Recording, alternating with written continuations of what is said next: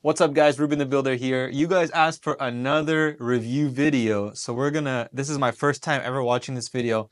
I'm gonna watch it and then give you my feedback and opinion on exactly what Mr. Dave Ramsey over here is saying, and you guys will hear it from a builder's perspective on what he thinks, and we'll go from there. So let's play the video and let's check it out. Okay, in order to get a construction loan, you would need a blueprint that has been appraised by an appraiser. The bank that you're getting the construction loan, mortgage company you're getting the construction loan can help you with that. Okay. Yep. And you will have to have a contractor building the property, building the house. Correct.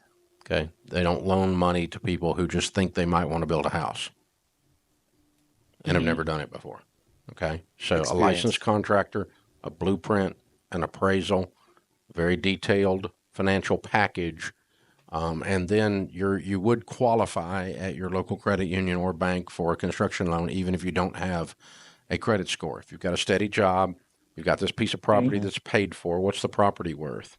All right, let's pause it real quick. So basically, to answer what he said, so the way that I'm building my fourth personal house right now, and the way that I'm doing it is really simple. I'm getting all my building permits approved and ready to issue right now. And what does that look like? Architect, structural engineer, finished pack set, for example, right? And then the last piece that he's talking about, the appraisal, I need to get a spec sheet. So the spec sheet tells the appraiser the finishes, the future finishes I'm going to put in this house. As of right now, the house is invisible, but we need to put a number on it in order to get a loan based on that number. And so how do we do that? Through a spec sheet. And so all of this is part of that loan closing process, and your mortgage loan officer will lead you through this process. It's not very difficult, but you do need to kind of plan ahead and see the vision in a way. And so this financial package that you're talking about, biggest key thing that he didn't mention is most of the time you need approved building permits in hand before you can even close on one of these loans. Some places you can get permits in one day, some places it takes you 3 months. So just keep that in mind. 2, you're going to need a budget. When you're working with a builder that has the experience to build the house for you, he can help you build out that budget based on bids that he gets from subcontractors, or if you wanted to reach out to individual subcontractors and get that bid yourself, you can do that. I recommend getting 3 to 5 bids per trade. So whether that's plumbing, electrical, HVAC, get multiple subcontractors to bid out your plan set once it's fully complete. What is a fully complete plan set? Well, that's going to be your architectural set, which lays out how the house will look visually, the floor layout of the first floor, maybe second floor, maybe basement, whatever other floors you have. And then trusses, if you're going to do a pre-engineered roof truss system, a floor system, if you're going to do I-joists. So you're going to need that layout. If you have just dimensional lumber, which is 2x8, 2x12s spanning across, then you don't need that floor layout. And then your structural engineering, it's going to have to go in that order. So you need first the architectural set, you need your trusses and floor layout. Then you can send that to your to your structural engineer once you have those other two, and he can basically engineer this entire building. Now you have the structural set. You basically have a full plan set. One other thing you might need is a storm system or storm layout. So how do you handle all the rainwater?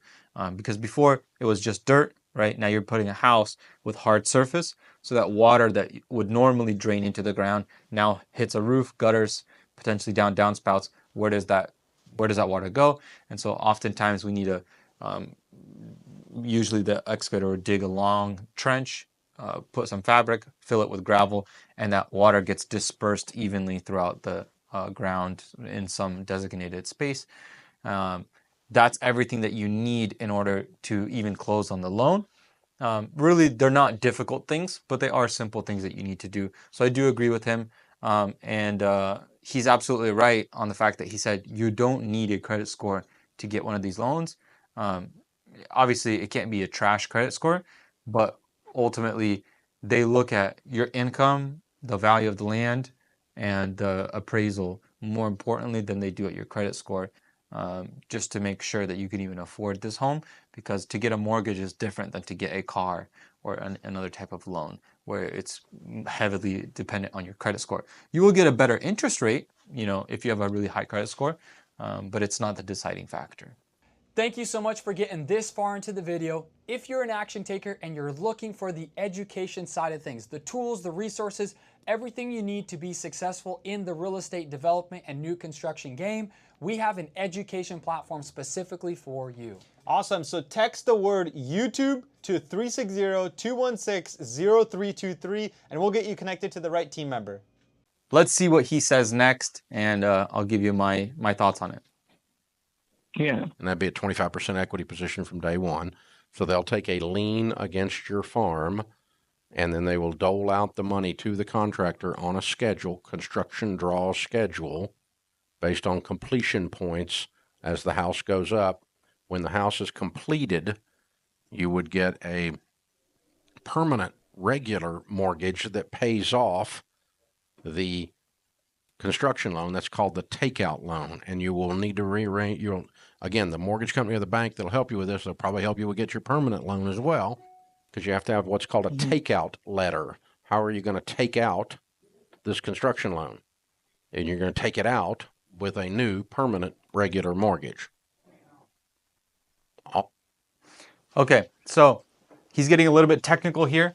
I probably wouldn't necessarily give that kind of advice just to the public, because what he's saying specifically is very specific to one type of bank or one type of loan product. So I've worked with many different banks as a builder, and for example, one bank, they give you a 31-year mortgage. It's a one-time close, and what that looks like is 1 year for construction. They give you draws to the bill to you as the owner, because you're financially responsible. Then you, the owner, has to release that money to the builder, basically depending on how he's completed his job. And then after that 1 year interest only period, the house is complete. You have your certificate of occupancy from the city or county or your jurisdiction saying, hey, this house is complete. Inspectors have verified and approved it. Now you can convert or float down your construction loan into a regular mortgage and it will typically, the interest rate will drop to that current mortgage rate. And so what he's talking about, a takeout letter, is very specific to a type of lender or product. And so your ultimate goal is you want to most of the time get a one-time close. So you don't have to get reapproved, resubmit financials, redo all that kind of stuff.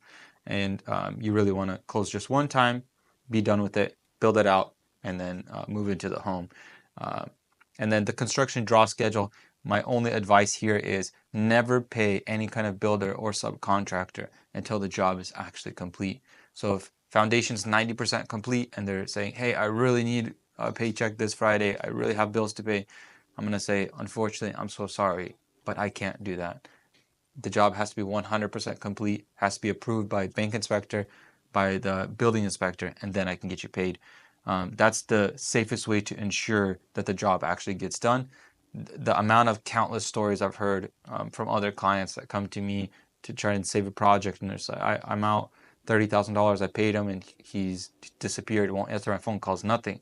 It's just so painful, because ultimately you are financially responsible and you have to look out for yourself first before paying anybody else and worrying about anybody else's bills. So make sure the job is fully complete, pass all inspections, approved by the third-party inspector of the lender. That's most important, and then release the check and pay the builder or the subcontractor. So it's very important. And then the last thing he talked about was putting a lien on the property. So I'm assuming what they're talking about here is most likely these people on the show they already own the land free and clear. They have no loan, and so they're asking, how do we access that money, the value of the land, against a construction loan? And so what Dave is probably saying here is the bank can most likely put a lien against the property and use the value of the land as a down payment towards the construction build. And so oftentimes in these kind of situations, if you've already bought a piece of land and it's valued high enough, you can come in with zero cash to close, or even get cash back out at close, because all they truly require is a 95% loan to cost oftentimes for a construction to permanent loan product. What does that mean? Well, if you're trying to get a $500,000 construction loan, I'm going to pull out my calculator real quick. If you're trying to get a $500,000 construction loan, right, you multiply that by 95%, 95%. So that's 475,000. That difference between 500 and 475 is 25,000. You are responsible to bring that $25,000 down payment. But let's just say that the land is worth 100,000. So who gets that remaining 75,000? Well, you can opt to either put that towards the build, so you have a smaller mortgage amount, or you can opt to get that cash back. And it feels good sometimes to have that liquidity in your bank and kind of, either use that for other investments or whatever, what have you. Because the bank only requires a 5% down as a typical 5% conventional mortgage. And so that's a really good strategy for you to know and understand. So if you own land, you don't need to bring a down payment, and you might even get cash back. Guys, thank you so much for watching. Hopefully this was helpful.